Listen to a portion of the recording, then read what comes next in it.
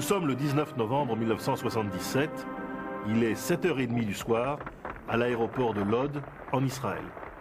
Un événement à peu près aussi peu pensable qu'une rencontre avec des extraterrestres est en train de se produire. Le président égyptien, Anwar el-Sadat, est arrivé.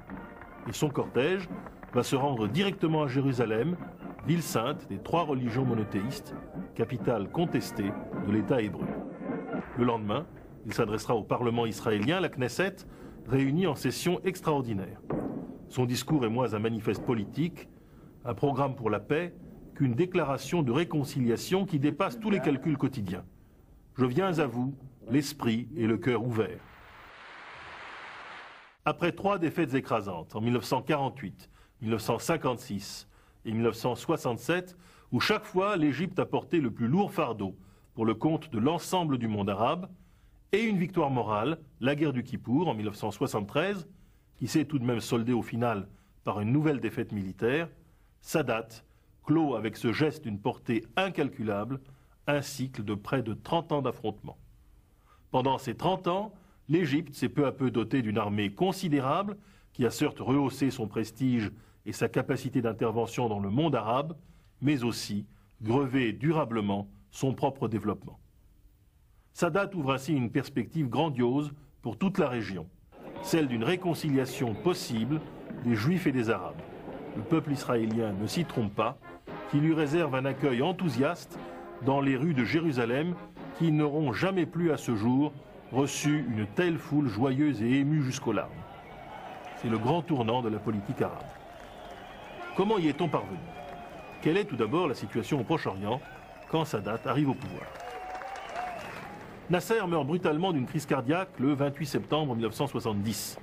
Il venait tout juste d'accepter, après 1 an et demi de bombardements réciproques, un armistice avec Israël sur le canal de Suez, esquisse d'un plan américain de règlement progressif du conflit, le plan Rogers. Au même moment, les rapports de l'Égypte et de l'OLP de Yasser Arafat se dégradent rapidement. Arafat a échoué dans sa tentative de s'emparer du pouvoir en Jordanie, vaincu par l'armée royale bédouine du roi Hussein, lors du massacre de Septembre Noir, comme l'appelleront les Palestiniens par la suite. La Syrie, où s'affirme déjà Hafez el-Assad, a refusé alors de lui porter secours. L'Égypte, quant à elle, ne veut à aucun prix d'un nouvel embrasement de la région qui, cette fois-ci, la mettrait à genoux. C'est dans ce contexte difficile que Sadat doit gérer la succession de Nasser.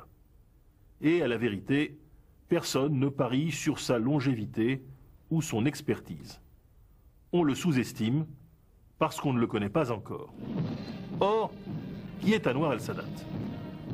On le prend pour un candidat de compromis destiné à s'effacer devant un autre Nasser, sans doute un militaire véritable, qu'il n'est pas, malgré ses rutilants uniformes qu'il va affectionner de plus en plus. Pourtant, Sadat a effectivement commencé, tout comme Nasser, par une brève carrière militaire, et tout comme Nasser a souhaité chasser les Anglais d'Égypte. À la différence de Nasser, il s'engage davantage. Il quitte l'armée, se lance dans le journalisme nationaliste et devient pendant la guerre un agent d'influence de l'Allemagne. Après une amnistie de Farouk, il reprend son activité de propagandiste et de comploteur. Bon musulman, Sadat est réputé dans le groupe des officiers libres pour être assez proche des frères musulmans intégristes. C'est surtout à la vérité un fidèle de Nasser, dévoué au chef, volontiers sycophante et sympathique à tous par sa jovialité africaine. Son père est un immigré soudanais et sa ressemblance frappante avec Duke Ellington. Or, dès son arrivée au pouvoir, Sadat va très vite surprendre tout le monde. Il élimine rapidement et sans violence les comploteurs nassériens, appuyés sur l'Union soviétique. Il renoue sans complexe avec les Américains et fait rapidement comprendre à Richard Nixon et à Henry Kissinger qu'il ne tient qu'à eux d'aider l'Égypte à secouer la tutelle soviétique pour de bon. Il fait savoir dès le printemps 1971 aux Israéliens eux-mêmes qu'il est disponible à un accord de paix en échange du retrait des territoires arabes qu'ils occupent. Cette première avancée sera rejetée bien imprudemment par la première ministre israélienne Golda Meir. Désormais, la biographie d'Anwar el-Sadat n'intéresse plus seulement les spécialistes du monde arabe. L'opinion occidentale commence à apprécier derrière le personnage public extraverti la détermination, le courage, l'énergie et surtout les qualités d'innovation du nouveau chef d'État égyptien. Il ne va pas tarder à en faire preuve de la manière la plus spectaculaire avec la guerre de Kippour. Pourquoi, après avoir fait savoir qu'il était disponible pour la paix, Sadat déclenche-t-il la guerre de Kippour? Après l'échec de ses premières ouvertures à Israël, Sadat comprend vite que les dirigeants de l'État juif ne sont nullement les marionnettes des États-Unis que décrit encore la propagande du régime égyptien et qu'il ne pourra négocier avec eux qu'en position de force. Enthousiaste d'avoir été libéré de la tutelle pesante des conseillers soviétiques, ces derniers partent en 1972, l'armée égyptienne est prête à se battre sous le drapeau retrouvé d'une Égypte indépendante.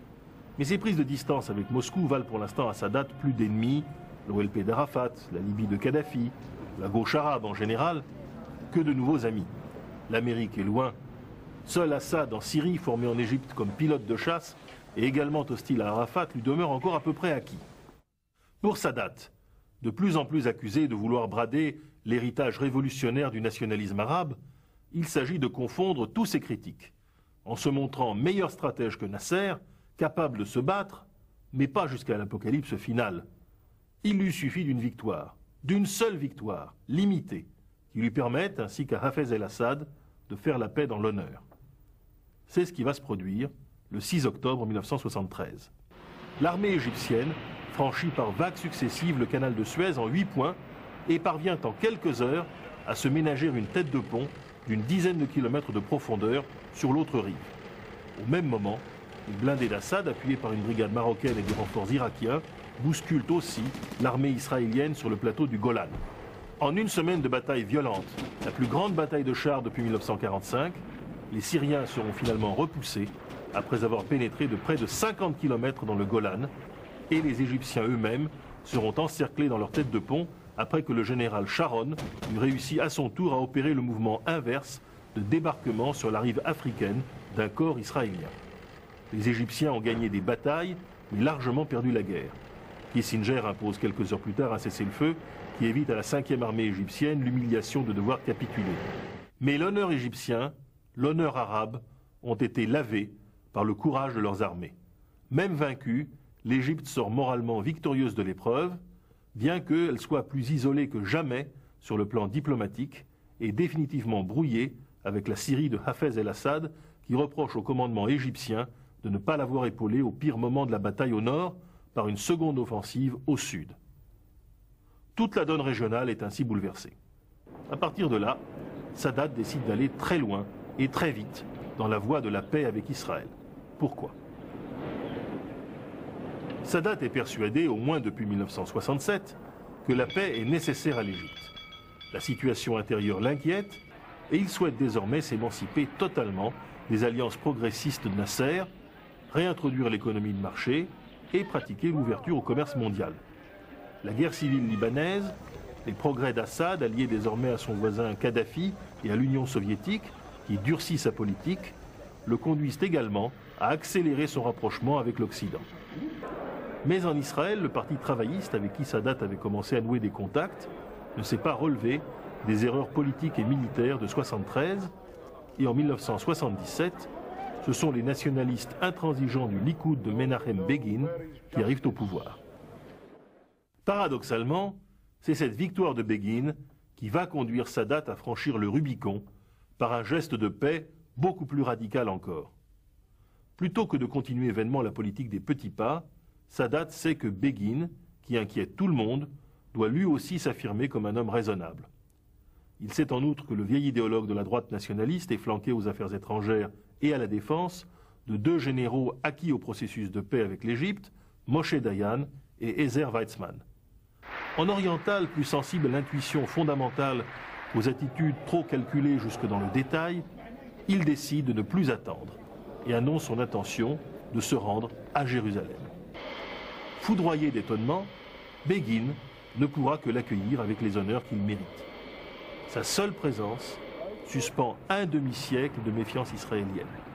Elle lui vaut aussi une condamnation à mort, seulement différée, de tous les intégristes islamistes, des Palestiniens de l'OLP, qui se jugent trahis et humiliés, et de la Syrie d'Assad, ainsi que des éléments les plus durs de la direction soviétique. Si en Égypte même la paix demeure populaire encore, malgré l'agitation de plus en plus visible des frères musulmans, au lendemain de la révolution iranienne de Khomeini, en 1979, partout ailleurs, à Beyrouth, Alger, Bagdad, le nom de Sadat est honni. Son assassinat, le 6 octobre 1981, est tout à la fois pathétique et annonciateur de la lente dégradation de la vie politique égyptienne.